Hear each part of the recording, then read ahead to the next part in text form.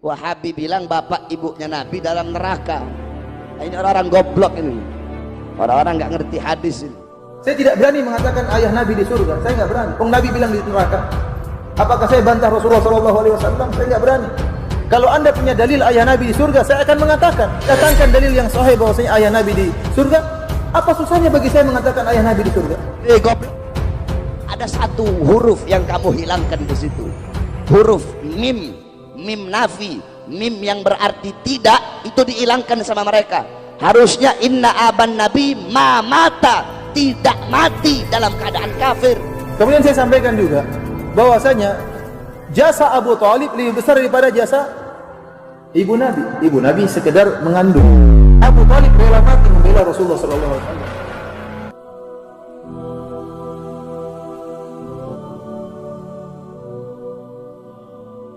Pertanyaan, ayah ibu Rasulullah di surga apa di neraka? Ini pertanyaan sering ya ditanyakan ya. Kalau orang mencari kesalahan bisa menimbulkan adu domba. Namun saya ingin jawab karena ini pertanyaan tentang ilmu. Saya katakan para hadirin hadirat yang dirahmati oleh Allah Subhanahu wa taala bahwasanya kita sangat mencintai Nabi sallallahu alaihi wasallam. Dan kita sedih apa yang disedihkan oleh Nabi sallallahu alaihi wasallam, dan kita gembira apa yang digembirakan oleh Rasulullah sallallahu alaihi wasallam. Rasulullah SAW sedih tatkala dia minta izin agar memohon ampun bagi ibunya. Allah tidak mengizinkan. Dan kalau Rasulullah SAW minta izin untuk menziarahi ibunya, maka diizinkan oleh Allah Subhanahu wa taala. Kemudian juga tatkala ada seorang bertanya kepada Nabi SAW, di mana ayahku? Kata Rasulullah SAW, ayahmu di neraka. Kemudian ini dalam Sahih Muslim, kata orang itu sedih, kata Rasulullah SAW, inna abi wa abaka finnar. Sungguh ayahku dan ayahmu di neraka. Baik, masalah ayah ibu Nabi di neraka atau tidak masalah yang gaib. Maka tidak boleh kita mengucapkan tentang masalah ini kecuali dengan dalil, bukan pakai perasaan. Dan Rasulullah SAW telah jelaskan dalam Sahih Muslim bahwasanya ayahnya di neraka jahanam dan ibunya tidak diizinkan agar dia mohon ampun buat ibunya. Apakah kita berani melanggar perkataan Nabi SAW? Saya katakan memang ada sebagian ulama yang berusaha mentakwil hadis ini, mengatakan maksudnya ayahku dan ayahmu di neraka, maksudnya pamanku di neraka, yaitu Abu Thalib misalnya. Tapi ini dibantah oleh Imam Nawawi rahimahullah. Imam Nawawi rahimahullah, ini yang saya sampaikan ini terdapat dalam buku Al-Minhaj Syarah Sahih Muslim. Imam Nawawi tegas dalam hal ini menjelaskan ayah dan ibu Nabi SAW di neraka jahanam. Oleh karenanya, di antara dalil yang menguatkan bahwasanya ayah dan ibu Nabi SAW di neraka jahanam, bahwasanya Nabi saya tidak pernah mendapati doa Nabi mohon ampun buat ayah ibunya. Antum pernah dapati doa Nabi SAW berdoa, Rabbi ghfirli wa li walidayya? Pernah? Ada atau tidak? Padahal sebagai anak yang berbakti dia harus sering mendoakan kedua orang tuanya. Tapi saya tidak pernah menemukan Nabi berdoa, Rabbi ghfirli wa li walidayya. Yang ada dalam Al-Quran, Allah merintahkan kita berbakti kepada orang tua. Allah berkata, wa qur rabbi irhamhuma kama rabbayani shaghira. Tetapi doa Nabi sendiri, antum baca buku hadis-hadis, tidak akan antum dapati Rasulullah SAW mengatakan, ya Allah ampunilah aku dan ampunilah kedua orang tuaku. Jadi saya lebih condong kepada pendapat Imam Nawawi yang menjelaskan bahwasanya karena Rasulullah SAW menjelaskan kedua orang tuanya di neraka, maka kita ikuti perkataan Rasulullah SAW. Kita mendahulukan hadis daripada perasaan. Kita mendahulukan hadis Nabi, sabda Nabi daripada perasaan. Saya tidak berani mengatakan ayah Nabi di surga. Saya nggak berani. Nabi bilang di neraka. Apakah saya bantah Rasulullah SAW? Saya nggak berani. Kalau anda punya dalil ayah Nabi di surga, saya akan mengatakan. Saya ikuti, karena masalah baik, saya akan ikuti apa yang diucapkan Nabi. Datangkan dalil yang sahih bahwasanya ayah Nabi di surga. Apa susahnya bagi saya mengatakan ayah Nabi di surga? Tidak ada susahnya kalau ada dalilnya. Justru saya ingin ayah Nabi di surga karena itu ayahnya Rasulullah SAW. Justru saya ingin ibunya Nabi di surga, itu ibunya Nabi SAW. Nabi sedih tatkala mengunjungi kuburan ibunya sampai Nabi menangis, wa abka man haulahu, para sahabat juga ikut nangis. Tetapi kalau tidak ada dalilnya, masa saya berani ngomong sesuatu yang tidak ada dalilnya? Baik, ada yang mengatakan ada hadis menunjukkan Rasulullah SAW menghidupkan kembali kedua orang tuanya suruh masuk Islam, akhirnya masuk surga. Hadisnya lemah, hadisnya palsu, tidak tidak kuat dibandingkan dengan hadis dalam Sahih Muslim. Dan wallahu alam ada hikmah di balik itu, wallahu alam bisawab. Dia tidak tahu ada hikmah apa yang Allah kehendaki. Tapi pasti ada hikmahnya. Ada yang mengatakan dengan perasaannya, Ustaz, bagaimana ibu Nabi masuk neraka sementara Nabi pernah di perutnya selama 9 bulan? Saya bilang dia punya jasa. Namun demikian Allah mentakdirkan, sebagaimana Allah mentakdirkan ayah Nabi Ibrahim masuk neraka jahanam. Padahal Ibrahim tidak muncul keluar kecuali melalui air mani ayahnya. Iya tidak? Kemudian saya sampaikan juga bahwasanya jasa Abu Thalib lebih besar daripada jasa ibu Nabi. Ibu Nabi sekedar mengandung. Abu Thalib rela mati membela Rasulullah SAW sehingga tersebarlah dakwah terkait itu. Namun tetap juga dia dalam neraka jahanam. Ada yang mengatakan, Ustaz, bagaimana Anda memvonis Abu Bakar, ayah Nabi dan ibu Nabi neraka? Bukan saya yang vonis. Saya enggak berani vonis. Saya ingin ayahnya Nabi masuk surga, saya ingin. Saya ingin ibunya Nabi masuk surga. Tapi Rasulullah yang mengatakan demikian. Rasulullah SAW yang mengatakan demikian. Ada yang mengatakan dengan perkataan demikian, namun saya katakan kita mendahulukan perkataan Rasulullah Shallallahu Alaihi Wasallam. Kita mendahulukan perkataan Nabi SAW. Syubhat yang paling kuat dalam masalah ini kata mereka bahwasanya ayah Nabi dan ibu Nabi dulu di masa fatrah belum datang dakwah kepadanya. Dan Allah berfirman, "Wa ma kunna mu'adzibina hatta nab'atha rasula." Dan kami tidak akan mengazab satu kaum sampai kami mengutus rasul. Nah, ayah dan ibu Nabi belum ada rasul terkait itu, bagaimana divonis neraka? Saya kata ini sudah dibantah oleh Al-Imam Nawawi. Ya bahwasanya ada orang-orang sebelum Nabi datang sudah divonis dalam neraka jahanam. Contohnya Amr bin Luhai Al-Khuzai. Amr bin Luhai Al-Khuzai dalam Sahih Bukhari, Rasulullah SAW mengatakan, "Ra'aitu Amr bin Luhai Al-Khuzai yajurru qasdahu bin-nar." Aku melihat Amr bin Luhai Al-Khuzai menggeret ususnya di neraka jahanam. Kenapa? Li'annahu awwalu man sayyaba as-sawa'i. Karena dia orang yang pertama kali mengkeramatkan onta dan kambing-kambing tidak boleh dinaiki dan tidak boleh disembelih dan macam-macamnya. Dia yang pertama kali membuat kesyirikan membawa kesyirikan ke Jazirah Arab. Waktu itu Nabi belum ada. Tetapi ingat, ada dakwah tauhid, oleh karenanya ada orang-orang yang disebut oleh para ulama dengan al-ahnaf. Orang-orang berada di atas agama tauhid, seperti contohnya Waraqah bin Naufal. Dia sudah dia tauhid, dia Nasrani dan dia tidak berbuat kesyirikan. Dan ada beberapa orang disebutkan dalam sirah Nabi sallallahu alaihi wasallam. Jadi sisa ajaran Ibrahim masih ada. Dan Al-Imam Nawawi rahimahullah menjelaskan bahwa ini menunjukkan bahwasanya dakwah tauhid sudah sampai kepada kedua orang tua Nabi, namun mereka berdua tetap di atas kesyirikan. Buktinya Rasulullah SAW vonis mereka berdua di neraka jahanam. Wallahu a'lam bishawab. Ini ilmu yang saya sampaikan, yang saya pahami. Nah, kalau ada orang mengatakan ada pendapat ini, silakan, ada pendapat yang lain, ya. Dan saya berharap pendapat tersebut lebih bagus dari pendapat saya yang menyatakan Nabi, ayahnya dan ibunya di surga. Saya ingin ayah dan ibu Nabi di surga. Namun saya tidak bisa berbicara dengan hawa nafsu, saya harus ikut dalil. Kalau ada dalil saya akan ikuti. Kalau enggak, saya tetap kembali kepada sabda Nabi sallallahu alaihi wasallam. Wallahu ta'ala bishawab. Ayat Al-Quran sudah bilang, kullu nafsin dha'iqatul maut.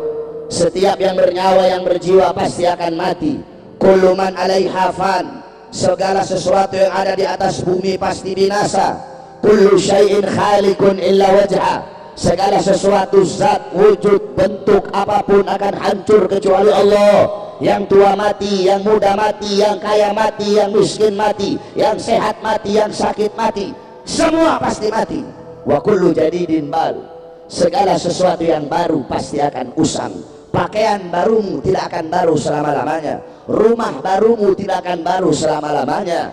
Mobil barumu tidak akan baru selama-lamanya. Daun-daun yang hijau tidak akan hijau selama-lamanya. Akan ada saatnya dia menguning dan dia menjadi gugur, saudara-saudara. Semua yang baru pasti usang. Wa kullu kibarin yafna. Semua orang-orang tua itu hancur. Semua orang tua itu binasa. Ana mayyitatun. Aku nantinya mati. Aku nantinya jadi mayat.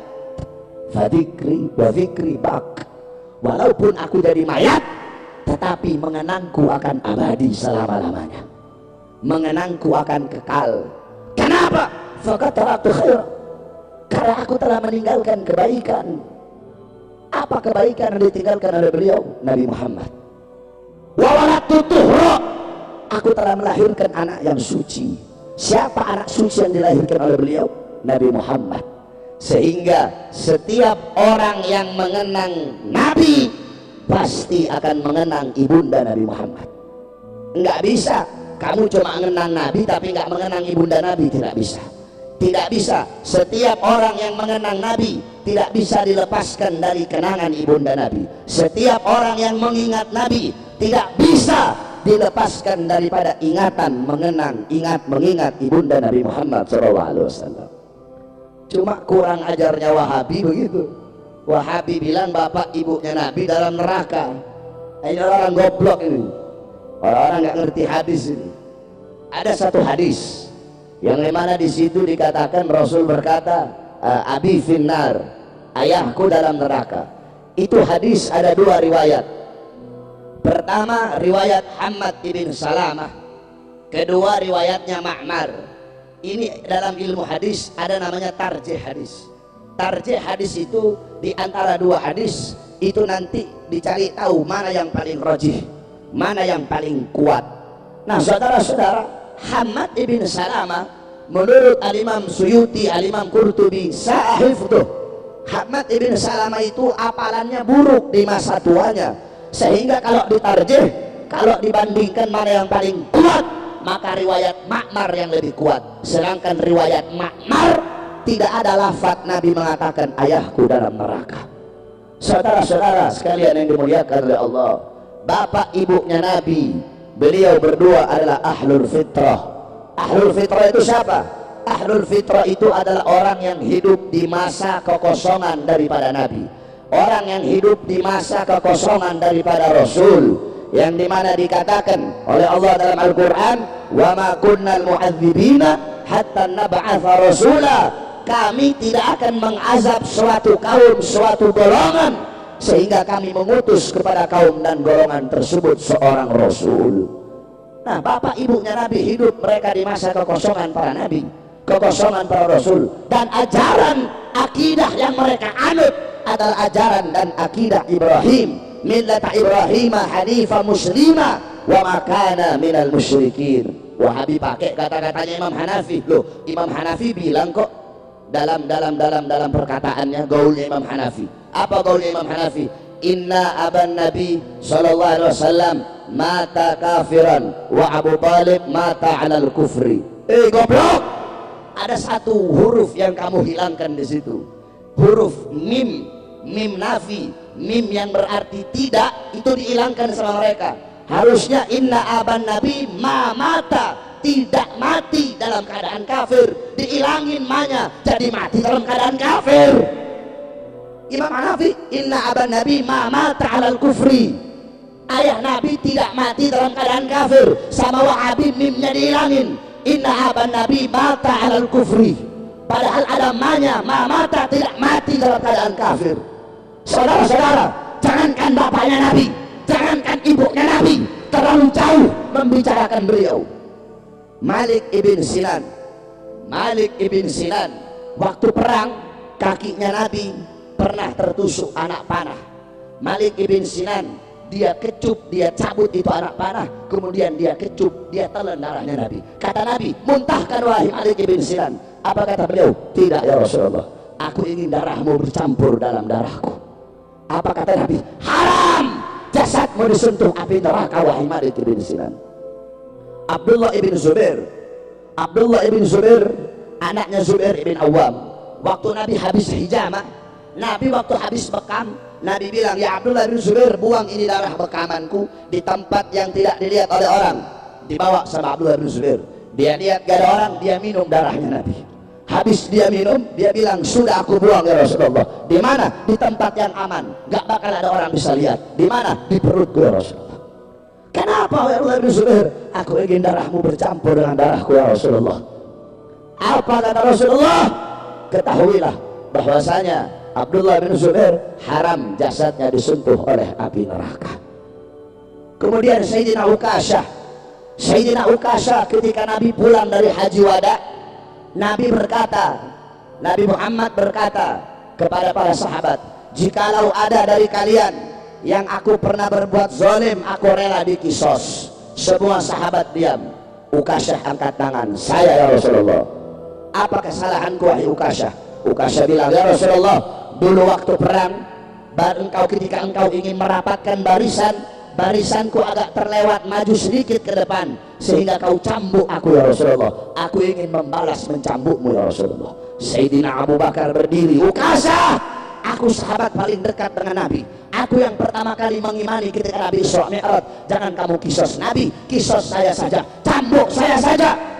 Sayyidina Umar berdiri, Ukasyah, aku penggal kepadamu, jangan kau kisos jangan kau kisos Rasulullah, kisos saya saja.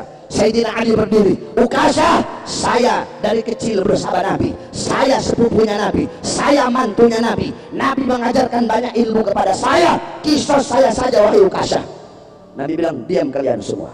Wahai Bilal, ambil pecut, ambil cambuk yang biasa aku buat untuk merapatkan barisan. Pergi Bilal ke rumah. Assalamualaikum.